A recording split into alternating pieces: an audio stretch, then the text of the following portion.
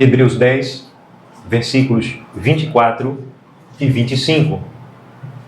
Amém? Diz assim: consideremo-nos também uns aos outros, para nos estimularmos ao amor e às boas obras, não deixando de congregar-nos, como é costume de alguns, antes façamos admoestações, e tanto mais quanto vedes que o dia se aproxima. Amém. Falando de koinonia, é dentro dessa palavra, e koinonia é uma palavra que ela tem um significado mais forte em relação à comunhão. Koinonos é um substantivo que fala do que é comum, das ações que são feitas com participação, com parceria comum, e também de coisas que são usadas em comum. Quando os apóstolos utilizam essa palavra, ela tem um significado muito mais rico e verdadeiro. Certamente que os apóstolos falavam a língua materna, que era o hebraico, mas também eles também pregaram em várias ocasiões em grego koiné, que é um grego antigo, não é o grego moderno que é falado lá na Grécia hoje, mas é o grego daquele primeiro século.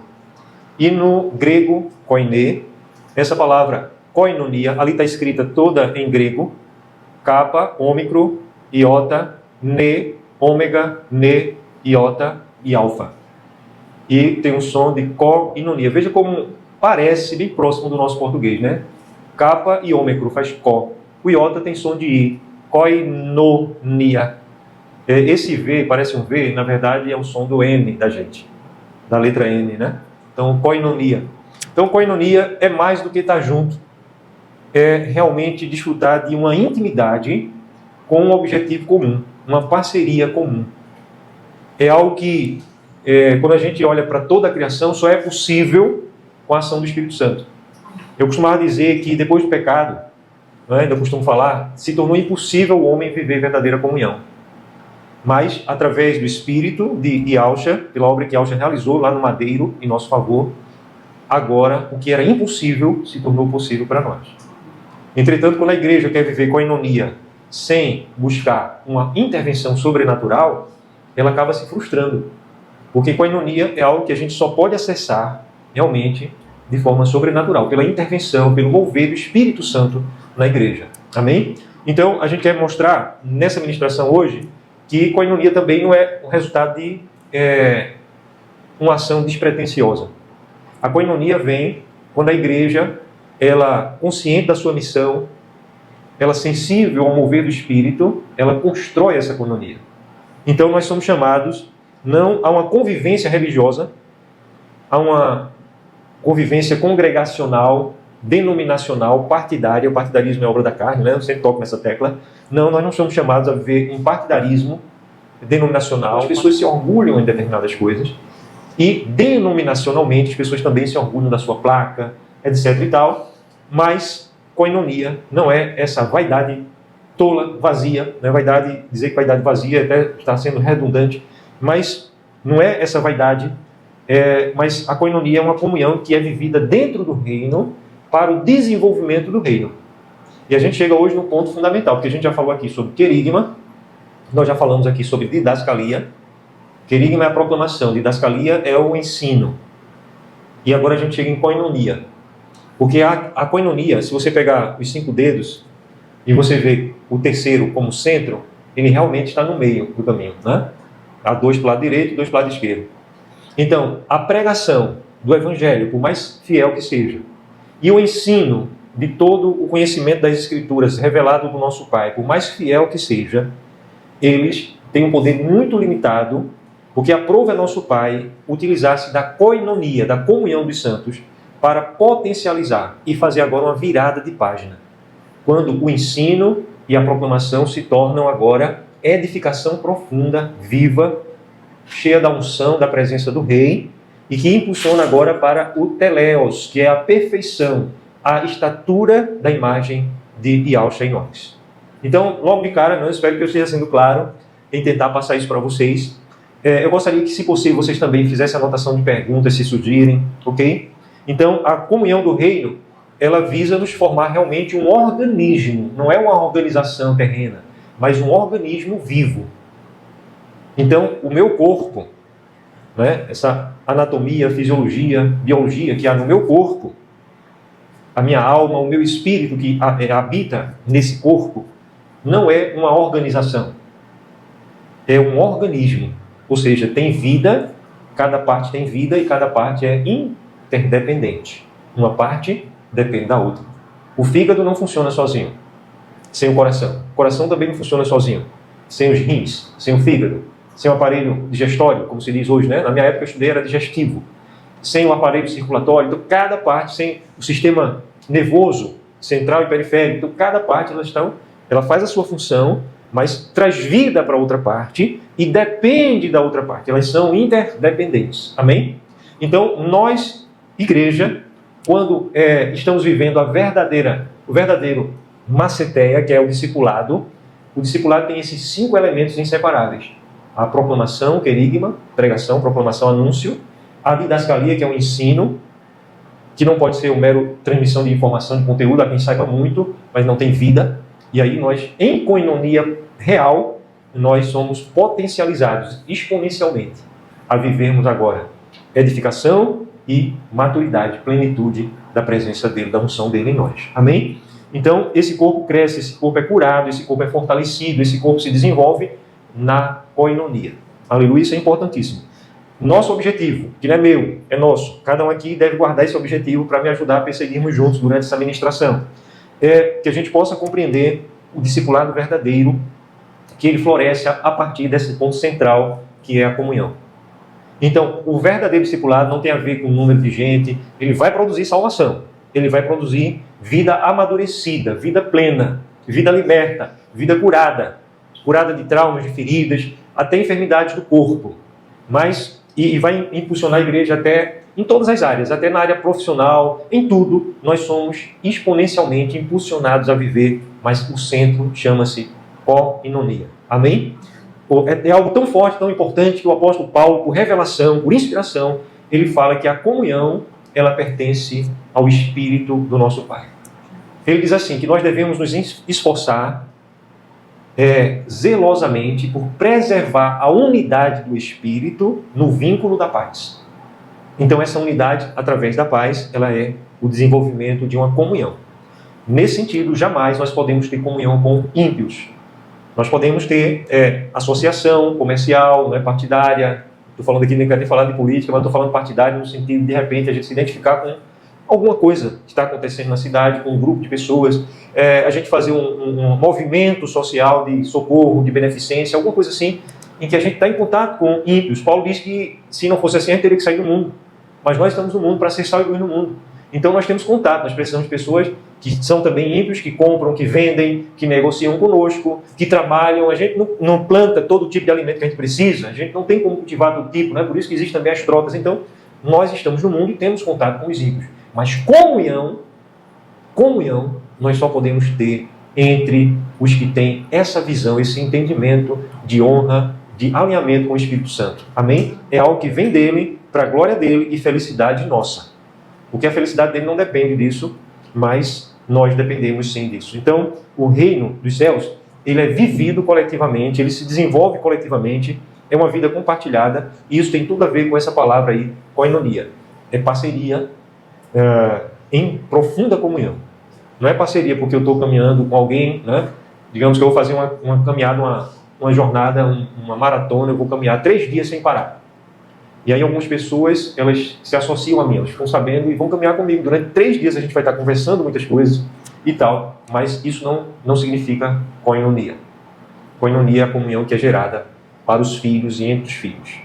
Amém? Então é um ponto de virada, porque se eu estou evangelizando o ímpio, eu vou fazer o quê? Eu vou pregar, eu vou anunciar a mensagem, eu vou anunciar a palavra, e depois, em havendo espaço ou não, mas é claro que vai precisar haver um espaço, eu vou ensinar a palavra, e depois que essa pessoa, agora sim, tendo aceitado a mensagem do Evangelho, aí a gente começa agora a avançar nesse discipulado a partir da comunhão. E a comunhão não é algo que a gente diga para alguém, olha, agora ele está vivendo em comunhão. Não, mas é algo que vai sendo desenvolvido. Amém? Essa comunhão. Então, nós vivemos uma geração, você pode observar como anda o mundo, é uma geração onde há muito consumo de informação e ao mesmo tempo pouca profundidade. As pessoas até sabem um pouco sobre a Escritura, a gente tem uma abundância de Bíblias, Hoje, por R$ 5, você compra um exemplar da Bíblia. Veja o que é R$ 5 hoje em dia, né? Como o real está tão desvalorizado. Mas você compra um exemplar da Bíblia.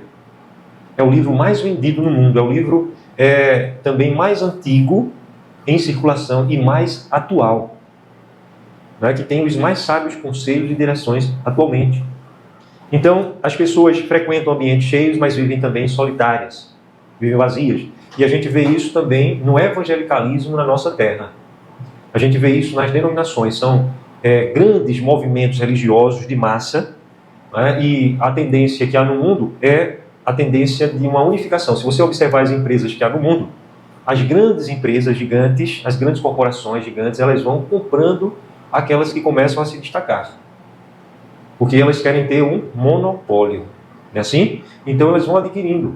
Então, hoje, parece que há um universo, uma centena de grandes empresas que está na mão de poucos.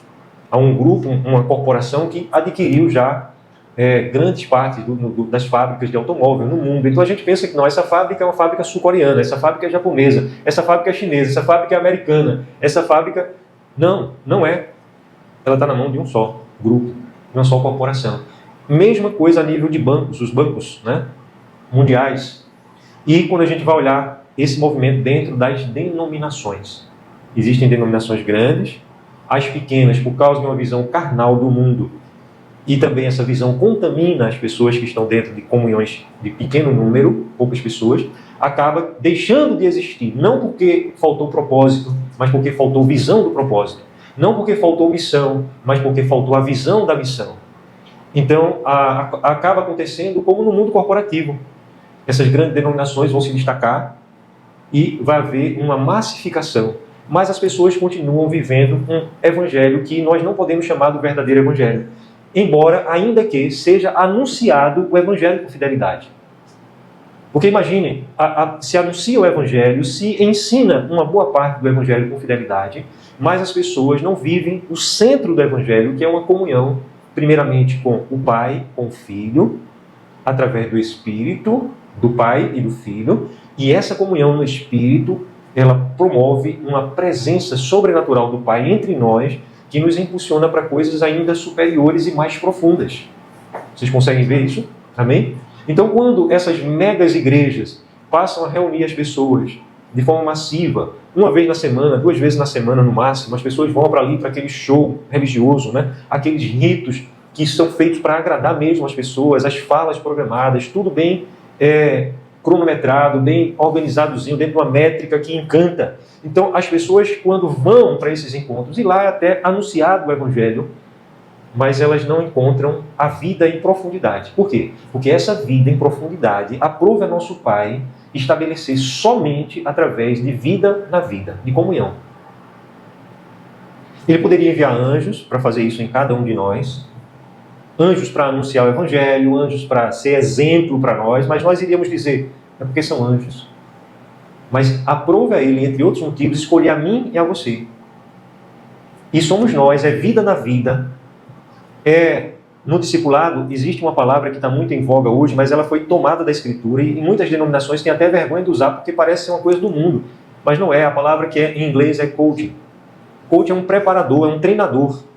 Isso tem tudo a ver com o discipulado. O discipulado é um treinamento íntimo em um ambiente espiritual de acolhimento, de amor fraterno, onde as pessoas podem confrontar e serem confrontadas, porque elas sabem que elas não estão sendo acusadas, elas não estão sendo diminuídas, desmerecidas, elas não estão sendo, nem serão alvo de uma indiferença por causa dos seus erros, elas não são super crentes, mas elas são pessoas limitadas, humanas, que têm uma consciência iluminada, que precisam superar os seus próprios pecados. E para isso o Pai escolheu, aprove a Ele na eternidade. Discipulado não começou e não é modo nem modismo denominacional de igreja ABC. Discipulado é algo que nasceu na eternidade, quando nosso Pai pensou igreja. E quando Ele pensou em igreja, família, Ele pensou essa visão de intimidade e comunhão, de confrontar, de acompanhar, de preparar, de pegar na mão e dizer, vamos por aqui. E cada um ter a abertura de falar e a abertura de ouvir. Amém? Eu não sei se vocês estão conseguindo dimensionar a riqueza, o tesouro que é a koinonia dentro do verdadeiro discipulado. Então, quando falta isso, a igreja fica vivendo o quê? Essas megas corporações denominacionais, o que elas vivem? No máximo, se for ensinado a verdade, mas não viver o discipulado, elas vão viver no máximo uma superficialidade. Por quê? Porque as pessoas vão ter muito conhecimento da verdade, acerca da verdade, mas sem vida, sem unção. Nós precisamos de um acompanhamento, nós precisamos de ajudar uns aos outros e alavancar uns aos outros. É por isso que esse texto aqui, entre tantos outros que eu poderia citar, de Hebreus capítulo 10, versículo 14, que nós lemos, e nós vamos, versículo 24 do capítulo 10, né? Versículo 24 diz: consideremo-nos uns aos outros para nos estimularmos ao amor e às obras excelentes, às obras aprovadas. Hebreus 10, versículo 24. Então, considerar aqui é honrar, é estar atento, é estar próximo. Nós precisamos e somos chamados pelo Espírito do nosso Pai a termos em alta consideração uns aos outros, para estimularmos ao amor. Quem é o amor? Quem é a personificação do amor? O apóstolo Yohanan, na sua carta, na carta dele, né, ele define lá: Yao é amor. Amém? Ele define. É a característica mais forte do nosso Pai, a ponto de definir quem Ele é. Ele é amor. Vocês estão entendendo? Amém? Aleluia. Vocês estão comigo? Amém? Então, nos estimularmos à vida de comunhão com Ele, a estarmos alinhados, a praticarmos a vontade dEle, a palavra dEle e as obras aprovadas, que aqui tem um adjetivo, boas obras, mas a tradução boas obras, ela não é completa, ela é insuficiente, porque na verdade não é só aquilo que parece ser bom ou é bom no seu efeito, mas é bom no sentido de ser aprovado, de ter a chancela do céu, de passar no padrão de qualidade do Altíssimo. Então existem obras que têm, elas até são boas no seu resultado, mas a motivação não é pecaminosa, é espúria.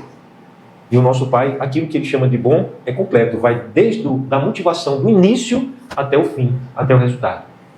Então, aqui, quando está sendo dito que a gente deve levar em consideração, não é só no sentido de a gente saber que existe, ou a gente propriamente frequentar, tanto é que o apóstolo, no versículo 25, vai dizer: não deixemos de congregar-nos, porque é preciso haver um contato, um convívio. Amém? E a gente viu no estudo de hoje de manhã, eu queria até estimular vocês a depois verem também, que há uma rede de contato, de proximidade no período dos apóstolos, que esse contato, ele inclusive gera uma faísca. Lá no livro de Provérbios diz que assim como o ferro com ferro se afia, assim o homem com o seu discípulo, seu discipulando, seu discipulador. Eu estou trocando aqui, viu? Com seu discípulo, discipulando, discipulador. Mas está lá com o seu próximo, com o seu amigo, que é mais do que um colega, é mais do que uma parceria ímpia, secular, mas é aquele que tem afinidade no espírito do nosso Pai. Aleluia? Então, o ferro com ferro se afia. Assim como o ferro com ferro se afia. Como é que afia? Como é que você afia a sua faca? Tem um amolador que está sendo vendido bastante, né? Na Shopee, por aí fora, né? Estou fazendo propaganda aqui. Que ele é um amolador de facas elétrico. Funciona com bateria. E pequenininho. Você bota a faca ali e ali um sistema, um motorzinho gira, né? Uns discos que tem ferro também, tem metal forte. Você coloca a faca ali e vai saindo fogo. Vai saindo fogo. Então você passa a faca. E quando termina de passar o pulso da lâmina da faca, a faca já está amolada. Mas assim como o ferro com ferro se afia, então para afiar tem que ter contato. Tem que ter atrito e, algumas das vezes, quanto mais desamolado tiver, mais vai sair fogo. Aleluia? Mas na comunhão do Espírito, a paz. Então, diz a palavra, assim também é entre os santos. Assim também é o homem, o varão, no sentido genérico, o ser humano, dentro de uma comunhão verdadeira, dentro de uma koinonia. A palavra que é traduzida lá em Provérbios por amigo, fala-nos de comunhão, de proximidade e de partilha. Então é interessante que tudo isso no Novo Testamento foi traduzido por essa palavra koinonia. Amém? Então, vejam, amados, que não há como alguém ter comunhão com 100 membros, 120, né? Eu mencionei, quando a gente estava ministrando sobre líderes, alguns meses atrás, a gente fez um mês falando sobre liderança, eu mencionei ali que há um grande líder no Brasil, inclusive ele tem cursos de liderança, E ele falou assim, eu nunca ia me ver pastoreando uma igreja com mais de 120 pessoas. Porque eu quero estar numa igreja onde eu conheça todo mundo, onde eu possa conhecer a história, desde o batizado de alguém até depois a cerimônia fúnebre. Então ele vai viver muitos anos, né? Vai viver mais do que a pessoa que ele batizou, né? Mas ele falou assim, né? Eu quero viver, eu quero acompanhar a trajetória do casamento, tudinho, a trajetória de todo mundo. E se a igreja tiver 150, 200, 300, 1000 membros, eu não vou ter como fazer isso. E essa palavra dele, embora ele tenha muito conhecimento, estou aqui para condená-lo de forma alguma, essa palavra é uma palavra em que ele está elaborando engano. O labor dele é em cima de algo enganoso, porque não tem como você ter comunhão. E um pastor que eu tomo como exemplo, recente, do nosso tempo, contemporâneo nosso, embora ele já faleceu recentemente, que é o pastor David Chu, ele, no começo do ministério dele, lá atrás, na década de 50, 60, ele pastoreou um grupo bem pequenininho, 15, 20. Quando esse grupo passou de 100, ele teve mais do que um estresse. Ele teve uma estafa e entrou em coma. Ele desmaiou em púlpito, ele pela fé ele acreditava que nunca ia desmaiar, só que ele estava vivendo algo, uma confiança no homem.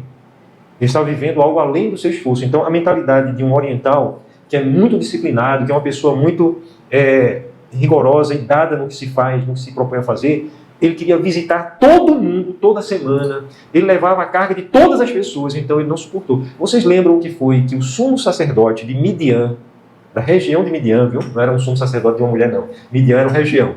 O sumo sacerdote de Midian, quem era ele? E a quem ele aconselhou? Que era grande, e é grande na casa de Ial. O sumo sacerdote de Midian era sogro de alguém. Outra dica. Aconselhou Moisés. Foi? E o que ele disse? Ele disse, olha Moisés, se parecer bem a você e ao Espírito do Altíssimo Ial, você fará o que eu lhe direi. Então ele dá um conselho, mas só que dentro do conselho ele tem uma sentença categórica. Ele faz uma avaliação e ele afirma algo que não tem outra alternativa. Ele diz assim, porque se você não fizer isso, certamente perecerás. E Moisés estava querendo, sozinho, tomar conta do rebanho inteiro. Então ele diz, olha, se realmente o que eu estou dizendo a você, eu tenho a minha convicção, mas se realmente é do céu, o Espírito do Altíssimo vai confirmar. Se parecer bem a você e ao Espírito, então saiba disso. Mas a minha visão, você vai ter que colocar dentro do seu corpo líderes sobre líderes. Foi assim? E levante líderes de 10, ele diz, levante líderes de 10, líderes de 100 e líderes de 1000. Então haviam inúmeros, milhares de líderes de 1000. Se a população tinha milhões de pessoas, haviam milhares de líderes de 1000. Mas como era o líder de 1000? Era um líder que tomava conta de 1000 pessoas? Não, ele só tomava conta de 10 líderes de 100. Vocês estão entendendo? E o líder de 100 tomava conta de 100 pessoas? Não. O líder de 100, ele tomava conta de 10 líderes, que cada um dos 10 líderes tomavam conta de 10. Está claro? Não é? Então ele fala exatamente assim, e ele dá uma sentença assim, cabal. Ele bate o martelo, porque senão você não vai suportar. Então a gente tem esse exemplo moderno, atual, recente, do pastor David Chu. Eu vejo ele como um homem salvo, né? Não concordo com tudo que ele ensinava, mas muitas coisas são do céu mesmo também que ele ensinava. E ele fala sobre isso. Então quando ele estava em coma, depois que ele saiu de coma, o Espírito Santo deu a ele a visão de pegar aquele grupo de irmãos e dividir em líderes sobre líderes. E assim ele estaria tocando a todos os líderes, se ele tivesse escolhido pessoas fiéis e pessoas idôneas para fazer o mesmo. Então, se ele cuida de 10 pessoas que são fiéis e prepara essas 10 pessoas fiéis e idôneas, aptas para fazer o mesmo, então ele está tocando todo o rebanho de 10, de 100, de 1000, de dezenas de milhares, de centenas de milhares, de milhões. Amém? Não é assim? É uma rede de discipulado. Hoje de manhã, se vocês quiserem ver, vão para o estudo de manhã, que está gravado, entre lá no grupo de Escola de Ministros, e vocês vão ver que eu mostrei que isso aconteceu no período apostólico. Mostrei por A mais B, viu, na Escritura, que isto aconteceu também no período dos apóstolos. O porquê que os apóstolos tão rapidamente levantavam líderes, tão rapidamente, eu digo, não era atabalhoadamente, não era atropeladamente, não, mas rapidamente eles levantavam líderes consistentes. Amém? Então, a gente tem visto uma multidão de frequentadores de cultos e denominações da superficialidade. E dentro dessas denominações, as pessoas adquirem muitos conteúdos acerca da Bíblia, mas a maioria, quase esmagadora, sem vida, sem transformação real. E eu não estou falando aqui de pessoas insinceras. Eu não estou aqui falando de pessoas que intencionalmente são filhas de Satanás ali no meio do rebanho, não. Eu estou falando de pessoas genuínas que abraçaram o evangelho genuíno, mas mesmo assim continuam vivendo a vida de superficialidade. Qual o resultado disso? O que é que vai acontecer com isso? Primeiro, a pessoa não está vivendo o potencial para o qual ela foi criada. Então eu e você temos um potencial gigantesco e ele não vai ser vivido. A gente pode viver parte desse potencial em várias coisas, mas o principal não vai ser vivido. Outra coisa, nós não estaremos juntando galardões, tesouros que podemos e devemos juntar. E como deveríamos. A gente vai ajuntar aqui e acolá alguma coisa, mas eu estou falando em relação ao potencial. Amém? Vocês estão entendendo? Então isso é um tesouro, gente, muito precioso. Ah, eu vou perder a salvação? Não. Aceito o evangelho, somos salvos pela graça, pela obra de Deus por nós. Mas deixaremos de acessar coisas que ele preparou para nós. Eu gostaria muito que vocês entendessem isso e a gente fosse sedimentando isso no nosso coração, para que a gente se proponha a viver isso. Porque não basta também só a gente entender hoje e a gente não ir se posicionando nessa direção. Porque se a gente não se posicionar, o que vai acontecer? Daqui 1 ano, 2, a gente esqueceu tudo que a gente tinha aprendido. E tudo que a gente construiu foi em vão, porque a gente não deu passos consistentes nessa direção. Então nós precisamos também nos dispormos a vivenciar isso. Amém? Então, o nosso Pai vem, escolhe um povo, e Yahshua vem e faz desse povo um corpo, e o Espírito faz entre nós existir um elo que pode se desenvolver poderosamente. Então, esse é o discipulado apostólico. Ele não acontece com pregação em púlpito, por melhor que seja o ensino. Ele não acontece em classe de discipulado, por melhores que sejam os mestres. Ele não acontece em frequentar cultos, por melhor e mais fiel que seja o culto, e importante que é o culto, mas o discipulado, ele nos leva muito além. Então, a igreja dos apóstolos, eu não vou ministrar isso propriamente agora, porque eu já ensinei de manhã e em momentos anteriores, a gente pode até voltar futuramente, certo? Mas não é o meu objetivo aqui agora, para que a gente possa avançar sobre koinonia. Então, koinonia é mais do que convivência, é uma vida compartilhada em unção, compartilhada na presença do nosso Pai. Em Atos 2:42, vocês conhecem bem, o texto diz que a multidão dos que creram, eles perseveravam unânimes em comunhão. Então, essa expressão deles perseverar em unanimidade fala de comunhão. Tem um princípio do mundo, da filosofia do mundo, que diz que toda unanimidade é burra. Então, aqui o Espírito Santo está dizendo que o povo dele é burro. Não, de forma alguma. Mas a Escritura diz que os irmãos perseveravam unânimes. Unânimes. Na multidão que creram, diz a Escritura, era um só parecer. Era um só parecer. Havia uma unidade. Mas essa unidade, gente, ela vem por acaso, ela cai do céu como um presente. Uma caixinha de Gloves, né? Feito o menino orava, a família estava precisando de dinheiro, aí o menino orava, pai, por que tu não manda do céu? Tu não tem todo o poder, né? Uma caixinha cheia de dinheiro dentro. Aí ele tentou quantificar, um menino inteligente, novinho, tentou quantificar, mais ou menos uma caixinha de 50 centímetros quadrados, vai dar quase 1 milhão da moeda da época, né? 1 milhão, sei lá de quê, de dólares.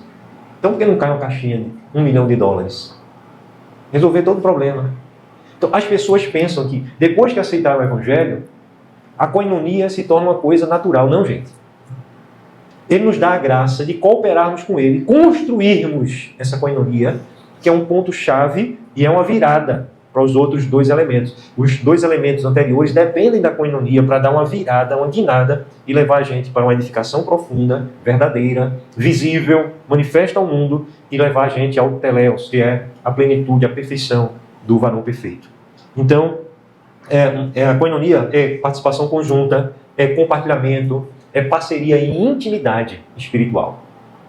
É uma parceria porque é uma ação conjunta, não é uma ação sozinha, isolada, em intimidade espiritual. É vida na vida. Assim como o ferro afia o ferro, e o propósito não é gastar ferro com ferro, mas é afiar, é deixar que a função possa ser executada por aquele ferro. Não é assim? Por que é que a gente afia um ferro? Porque a gente precisa do corte, da lâmina. Então, assim também o homem, que com comunhão espiritual afia o homem. Essa é a linguagem na tradução de Marcos Cefas hoje. Amém? Aleluia? Então vocês já entenderam, já falei muito sobre esse versículo, né? Então, a igreja que vive assim, ela consegue aliviar os seus fardos Os fardos se tornam muito mais suaves de ser carregado, porque a gente vai carregar sozinho. A gente cantou há pouco, né? Que Ele quem define nossa identidade, que nós não estamos sozinhos. Mas nessa definição, a igreja que é a voz profética do Mashiach, a igreja que é a mão amiga do Mashiach, a igreja que é o braço que acolhe, que dá calor, okay? A igreja que é os passos, quão formosos são os pés dos que anunciam coisas preciosas, as coisas do reino. Então, a igreja é a presença. E aprove ao Pai manifestar a mim e a você que não estamos sozinhos através de um vínculo de comunhão.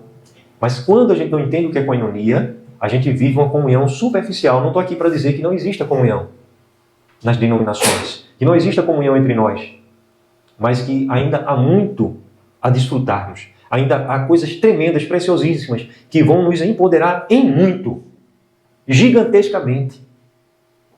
Mas nós precisamos agir consciente disso. Não vai cair com uma caixa cheia de cédulas novas, de 1 milhão, porque o Pai tem todo o poder de fazer. Ele escolheu a mim e a você para juntos construirmos e desenvolvermos esse tesouro, sim, que já está disponível para nós pela obra do Mashiach no madeiro. Já está disponível, mas Ele nos deu agora a graça de acessarmos isso. Aleluia? Amém? Vocês estão comigo? Estão me entendendo? Aleluia? Então aqui eu queria que vocês guardassem o seguinte: o reino não forma discípulos apenas por informação. O reino vai fazer, e a gente trabalhou também o conceito de discípulo, né? Maceteia, que é aquele que segue de perto, por amor, os passos do seu mestre. Ele imita, ele quer trilhar o mesmo caminho, ele quer ser como o seu mestre. E Paulo diz: sede meus imitadores. Ele chama para si a responsabilidade, assim como eu sou do Mashiach. Então, o reino ele não é transmissão de informação, não é formar com conveniência.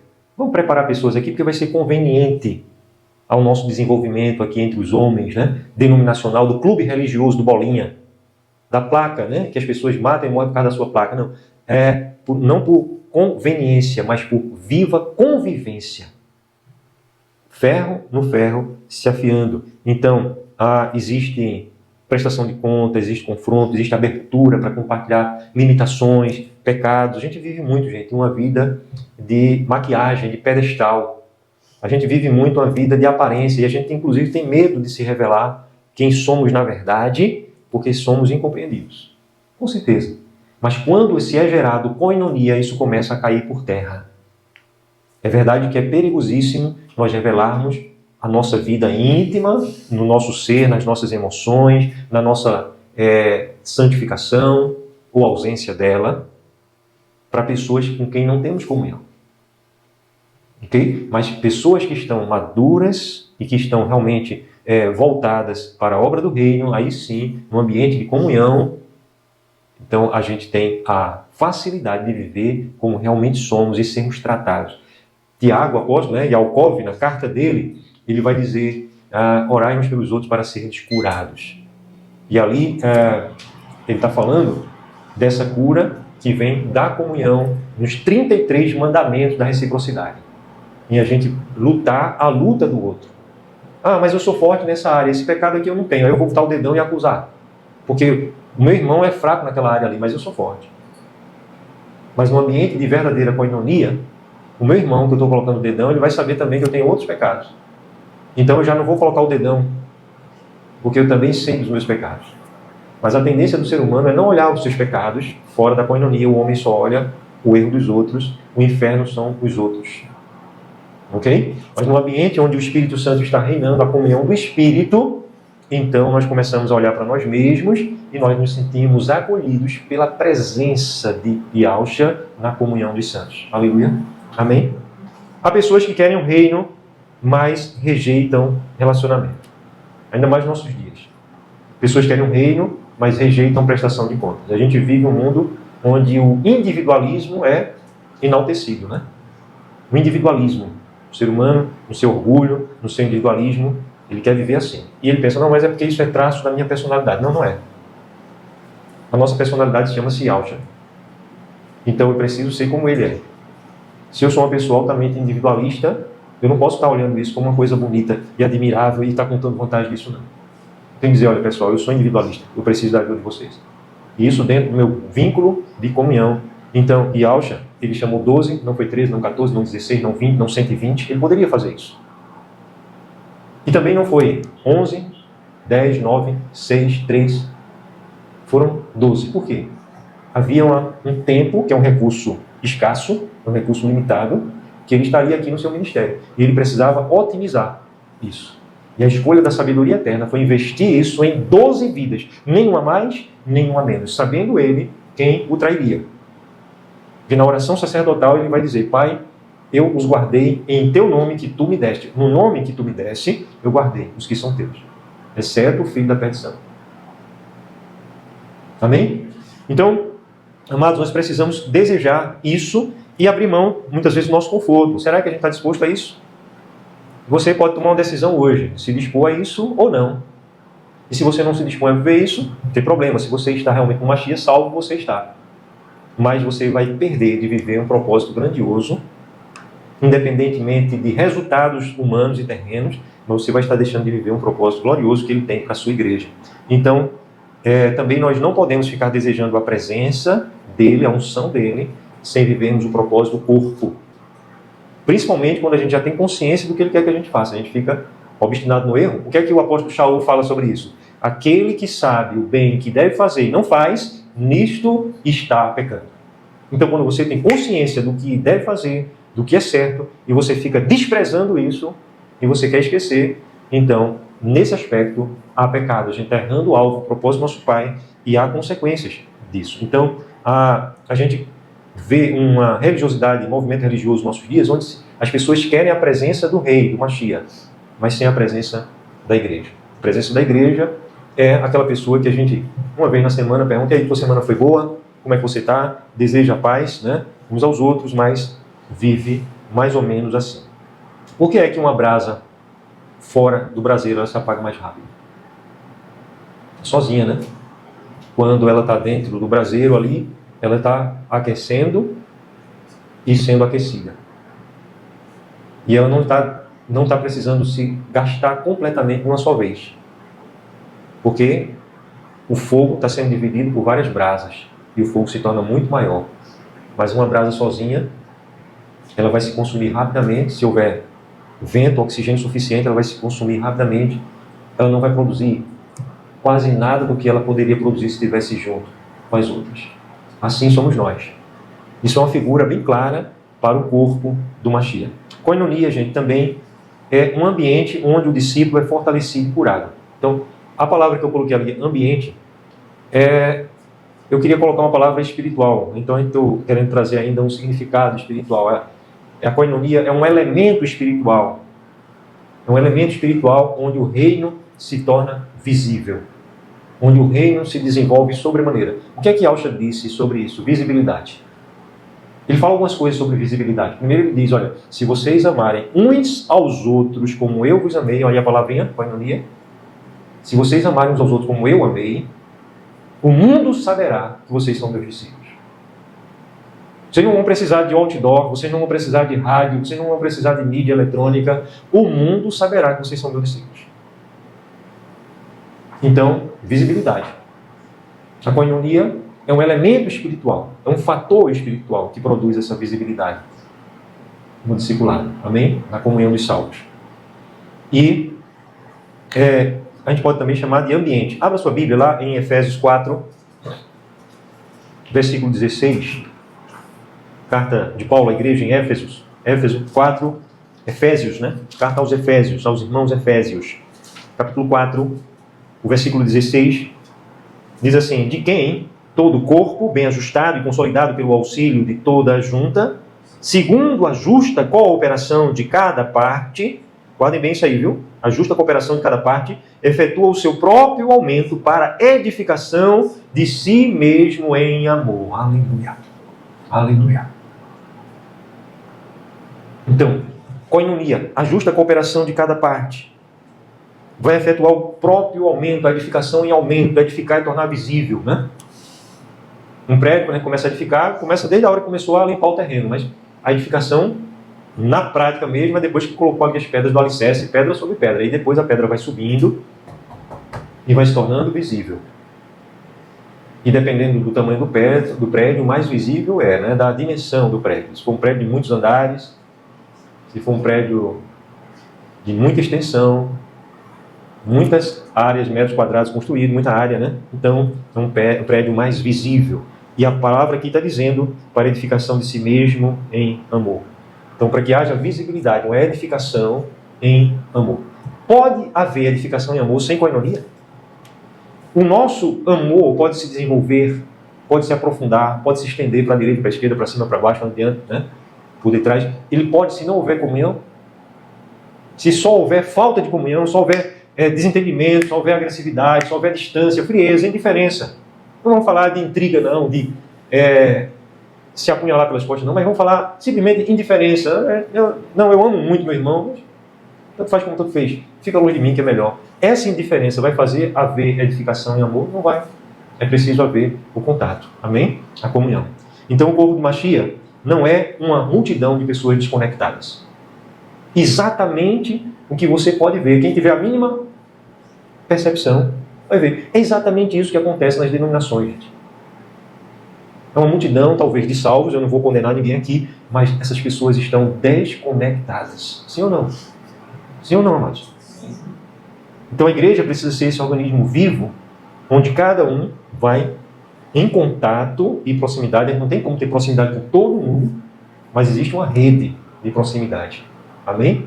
Existe uma rede onde aquele que é fiel e idôneo transmite essa linha a outro. E sendo forte essa linha, essa rede é uma rede de comunhão, é uma rede de koinonia.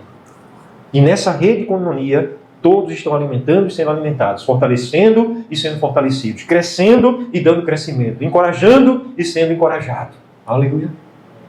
Buscando mais da unção, vivendo unção, testemunhando unção e transmitindo unção, porque é unção do nosso Pai que faz com que milagres sejam operados em nós e através de nós. Milagres de cura orgânica, grandes curas, de grandes sinais e maravilhas aconteçam. A unção só é transmitida através de contato. Existe toda uma doutrina apostólica, bíblica, sobre a imposição de mãos, que é com toque. Preciso haver toque. É preciso haver transferência.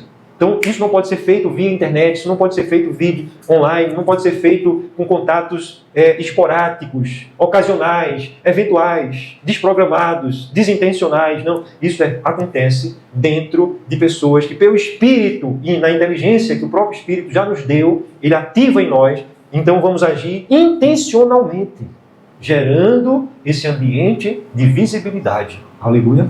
Amém? Amados, muitas curas haverão de acontecer.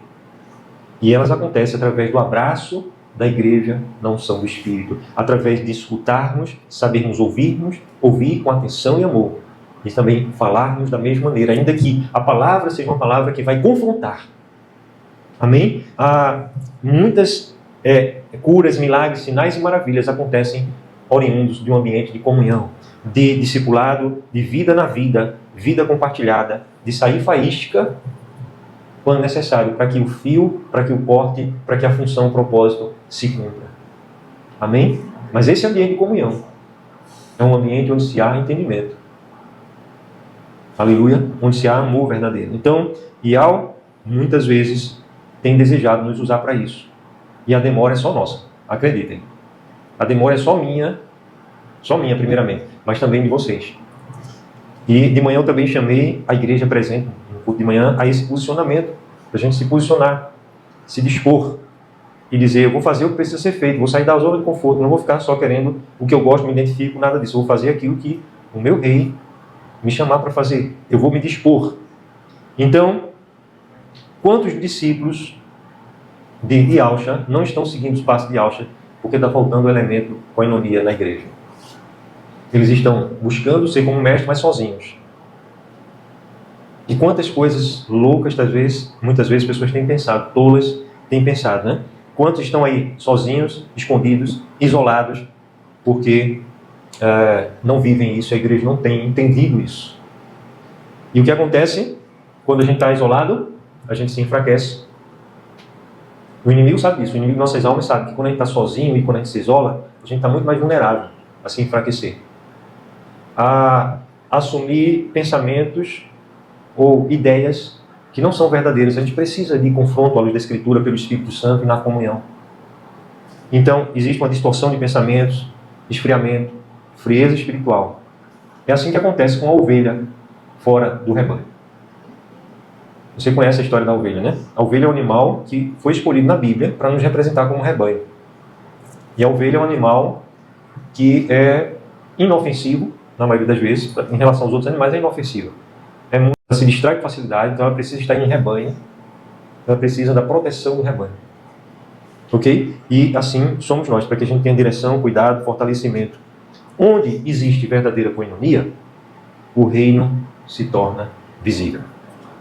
Aleluia. E por último lugar, eu quero destacar para vocês, a gente está perseguindo junto nossos objetivos nessa noite, que a coinonia conduz o corpo realmente à maturidade. Então, a gente tem ministrado esses 5 elementos inseparáveis da maceteia, do discipulado.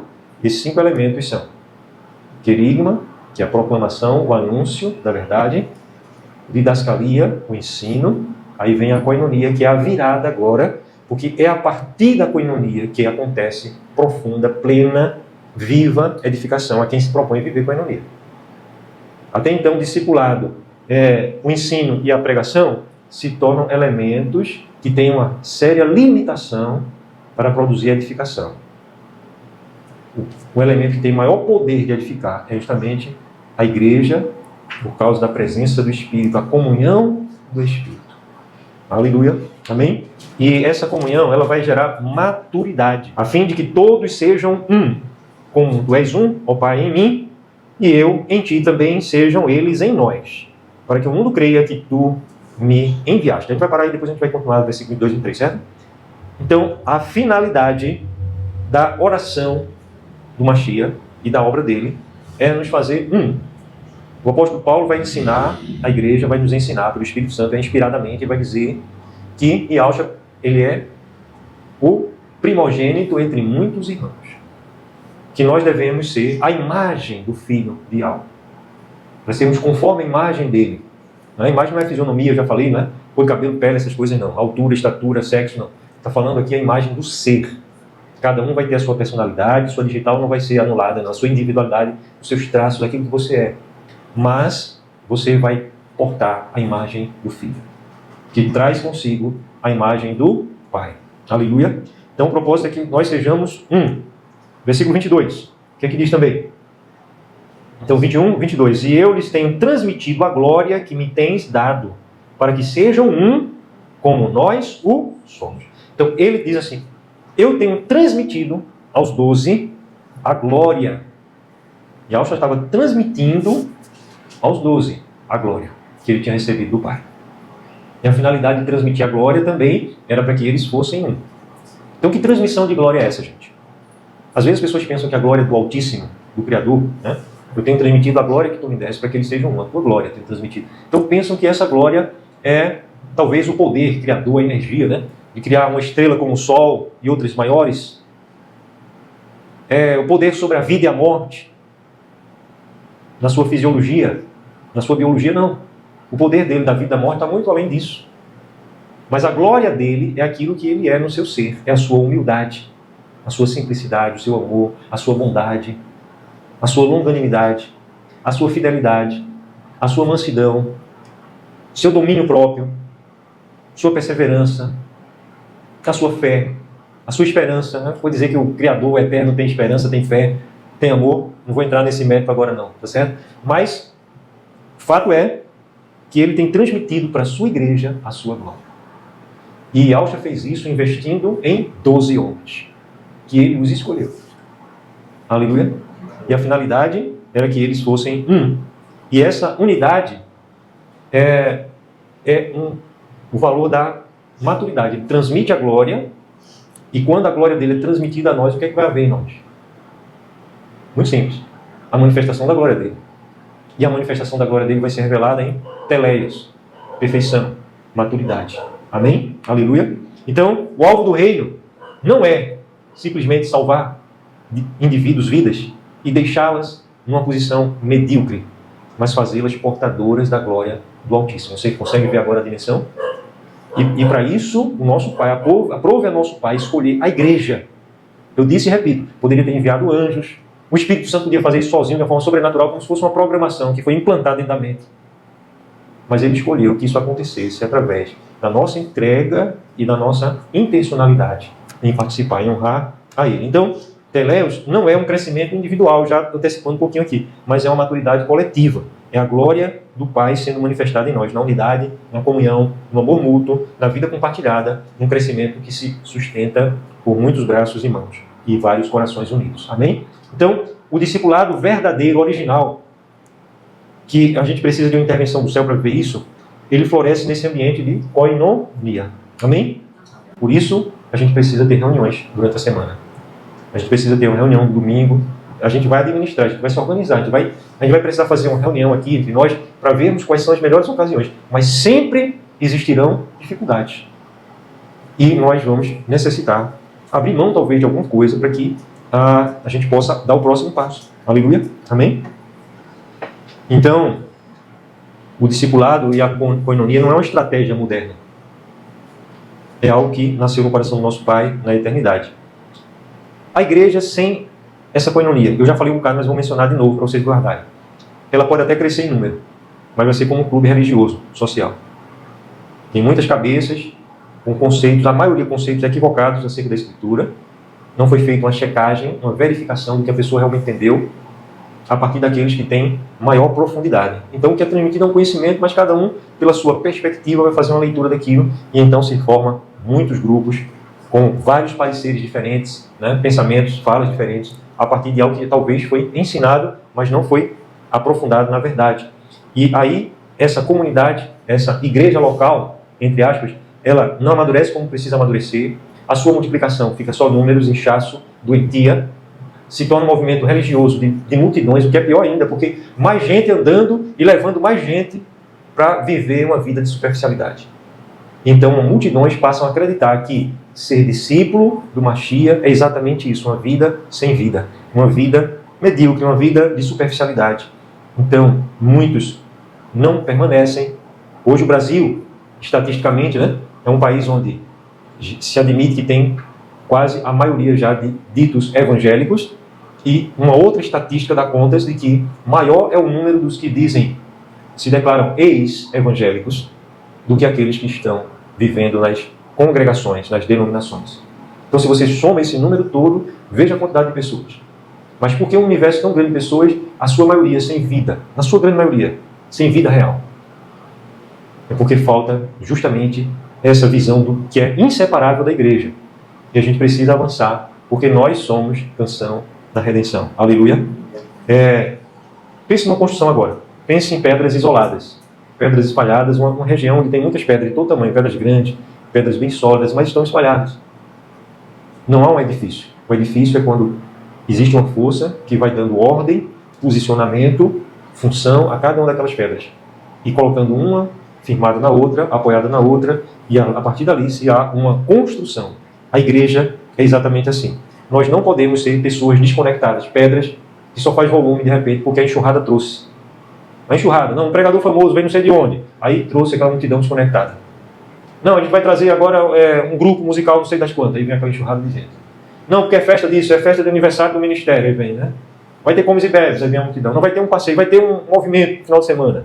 Vai ter um movimento de avivamento, aí a multidão vem, a enxurrada trazendo as pedras, mas as pedras estão tudo desconectadas. E tem aquela chuva mais fraca, mas também ela empurra a pedra, que é aquela chuva que dá da prática religiosa costumar-se. Não, porque eu tenho que ir, eu tenho que estar lá no domingo. Mas não é uma questão que eu tenho que ir porque eu tenho um propósito, a minha entrega, a minha vida na vida. Não, mas é porque é um tenho de ir religioso. É um tenho de ir porque eu me acostumei a isso. Sem maior significado. Sem maior razão. Talvez porque um dia alguém disse que era pecado se eu não fosse. Então as pessoas vivem essa enxurrada semanal de estar ali nos prédios, nos galpões de gente, né? Ali, e se reúne ali, mas são vidas totalmente desconectadas que estão ali. E muitos ali são pedras verdadeiras, mas o edifício, ele precisa, cada pedra, ir assumindo o seu lugar dentro de uma união, dentro de um vínculo, dentro da koinonia. Aleluia? Então, o reino aqui na Terra, que o Pai nos dá a desenvolver, é esse ambiente espiritual, é esse lugar onde vidas são conectadas, são curadas, discipuladas, transformadas e impulsionadas em todas as áreas. Interessante que existem hoje, né? Eu acho isso muito bom, não acho ruim não. Só que tem também muita coisa ruim no meio. Pessoas que dão capacitação, são mentores, coaches, né? Vem da palavra inglesa também para treinador, né? Preparador, que elas procuram ajudar a pessoa nas diversas áreas da vida da pessoa. Área emocional, como conselheiro amoroso, consultoria empresarial, financeira, para vários ramos ali, né? Para você empreender, outras áreas também. Então, essas diversas áreas, a gente pode até instruir. Mas há um poder que a igreja tem, que não há no mundo, porque é gerado a partir da koinonia, a verdadeira comunhão. Esse poder realmente é para todas as áreas da vida. E a mais importante, que vai tocar com unção, com força e fogo do céu, que é justamente a presença do Pai em nós, a unção do Espírito, a comunhão do Espírito, a unidade do Espírito no vínculo da paz. Então, que nós possamos, amados, aqui nos posicionar nisso. Eu peço que vocês orem comigo sobre isso. Orem por aqueles que não vieram hoje, para que a gente caminhe cada vez mais em unidade. Eu quero convidar vocês a isso, a orarem comigo e, se possível, orarem também junto comigo, vindo aqui na sexta-feira, a gente tem um momento de oração juntos, né? Para a gente orar junto, e também em outros momentos. Otimiza os nossos dias, né? Potencializa. Então, a gente como igreja precisa ser muito estratégico nesse aspecto, intencional nesse aspecto, e avançar. Que seja ativado aqui líderes, que seja ativado aqui discípulos e discipuladores, que sejam ativados aqui vidas que cuidam de vidas e que se deixam ser cuidadas, que nós possamos avançar nesse sentido. Amém? Então, nós vamos ter um momento de oração aqui. Eu quero abençoar a sua vida, você que me acompanhou até aqui. Bênçãos sejam multiplicadas no seu viver. Okay? Venha estar conosco, vivenciar esse momento aqui também, presencialmente conosco. Ok? Um abraço forte, fica na paz.